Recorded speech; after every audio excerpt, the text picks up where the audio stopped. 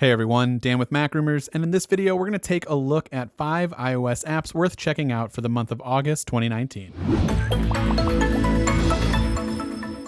Before we get started, be sure to subscribe and hit the bell to get notifications whenever we share a video. The first few apps of this video are ones that I use specifically for my iPad Pro. Though the experience, in my opinion, is better on the larger display, they are available for the iPhone as well. First up is Movies Anywhere, and although this isn't something super new, it's something that I didn't know existed. Movies Anywhere is a one-stop shop for your movie collection that might be spread out through a few different services. For example, if you have a lot of DVDs with digital codes, most likely those movies are stored in Vudu. If you went digital recently and downloaded movies from iTunes or Amazon, that's 3 different apps that you'll need to have on your iPad or iPhone. Movies Anywhere brings these services together in a one-stop shop or in one app. You can also rent or buy new movies from here as well. The UI is clean and easy to navigate through. As I mentioned before, the app is available on iPhone and of course iPad, but most importantly, it's available for your Apple TV too. Highly recommend consolidating your movie apps down to one library inside of one app with Movies Anywhere. Libbie is also something I just discovered as I'm trying to read a few more books these days, and a step in the right direction is signing up for a library card. Even though I'm someone who does enjoy a physical book more than its digital counterpart, it is the convenience factor of ebooks that makes it so appealing. Libbie connects to your library's digital database where you can check out thousands of ebooks and audiobooks all right from your iOS device.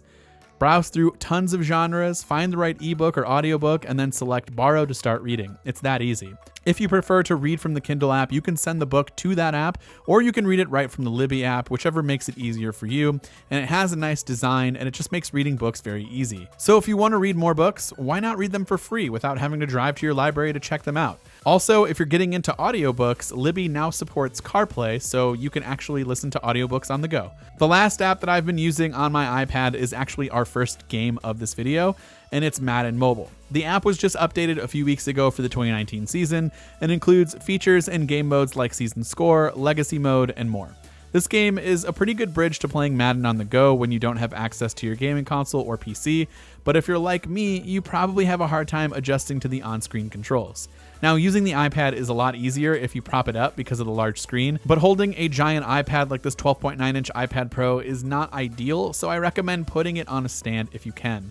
There is light at the end of the tunnel, however, with iOS 13 right around the corner, and the new feature that's being introduced within iOS 13 where you can connect an Xbox One or PS4 controller to your iOS device will be a game changer for Madden Mobile once it supports controllers. It will definitely feel a lot more like a traditional console experience, but for now, it's still a pretty worthy download for you football fans. For a more traditional mobile gaming experience, Aero is a pretty fun mobile game where your goal is to basically run around as a lone archer and defeat the waves of evil enemies that are coming at you with your bow and arrow.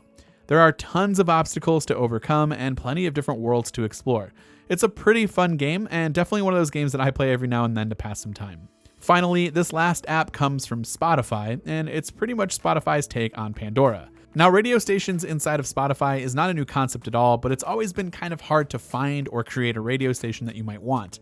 Spotify Stations just separates the radio aspect from the original Spotify app and makes it easier for you to find and create your own stations all in one pretty simple, very clean, and an interesting scrollable-like UI. To add stations, just tap on Add Stations at the top, select a few artists or just one artist that you want the station to be based around, and then the app will then create these stations and will constantly update them while learning what you like to help add fresh new music for you. Honestly, I thought this app would be a bit unnecessary, but sometimes it's nice to not have to think about what you want to listen to and kind of let the app create a station based off of what you like. Plus, it's free, so why not give it a shot? So that's been it for this month's iOS apps that you should check out. Let us know in the comment section down below which apps you think we should check out and maybe do in a future video. And as always, thanks so much for watching. This has been Dan with Mac Rumors, and I hope to see you around in the next video.